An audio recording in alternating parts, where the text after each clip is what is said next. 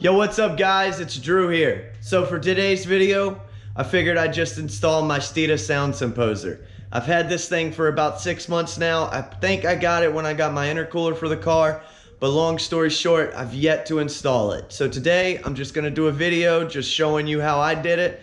I'm not really gonna say much, I'm just gonna do it. I don't really think there's any wrong way to do this.